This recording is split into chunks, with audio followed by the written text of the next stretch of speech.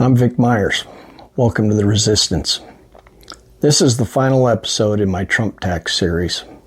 There's enough in this bill for 10 more episodes, but by now the plan is clear. So we're ending it with the warning that's been echoing since the beginning.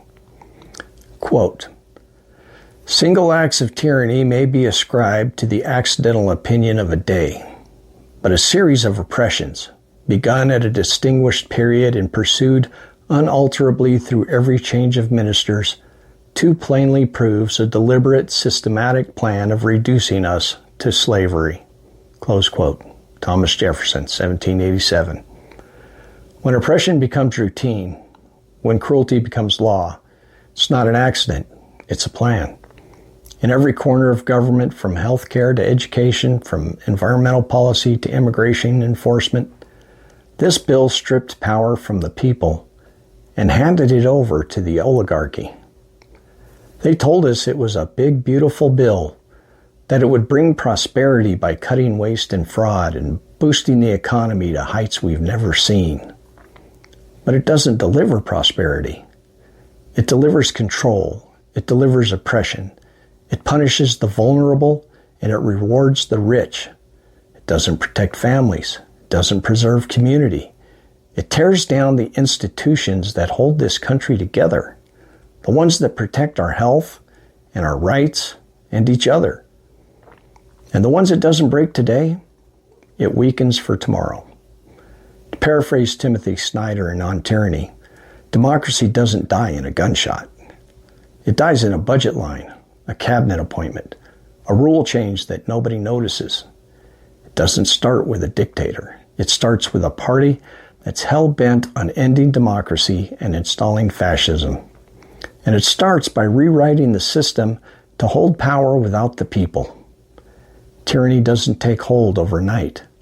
It creeps in when people in power find it perfectly acceptable to build concentration camps in the middle of the swamp and laugh at the thought of escapees being eaten by an alligator. And it takes root for good when the people find that acceptable. Some of it's loud on purpose, but most of it happens where people aren't looking. And none of it is by accident. This isn't just about policy. It's about what kind of people we're willing to be. When a government stops protecting the vulnerable, it stops being a democracy. And when a nation starts accepting cruelty, it stops being a community. This bill doesn't just shift money, it shifts our moral center. It tells us who deserves to suffer, and it dares us not to feel anything. That's how democracy dies, not with a dictator, but with fear, with cruelty, with silence. Exactly the way Timothy Snyder said it would. We're all aware of Project 2025, the plan they said wasn't the plan until it became obvious the minute this administration began. They told us not to worry. They said it was just policy talk, just ideas, just a transition memo. But then came the purges, the loyalty tests, the budget cuts, the power grabs, and the Big Beautiful Bill Act. This bill is a part of Project 2025, not an accident, not a coincidence, the plan already in motion. John Adams once warned, quote, "Fear is the foundation of most governments, but it is so sordid and brutal a passion, and renders men in whose breast it predominates so stupid and miserable, that Americans will not be likely to approve the political plan which is founded on it." Close quote. So now we have to ask, will we prove him right? Or are we already proving him wrong? The big beautiful bill, the Trump tax, call it what you want. It is designed to tear down democracy.